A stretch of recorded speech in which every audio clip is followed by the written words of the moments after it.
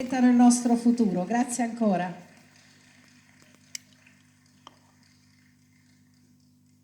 E allora noi continuiamo con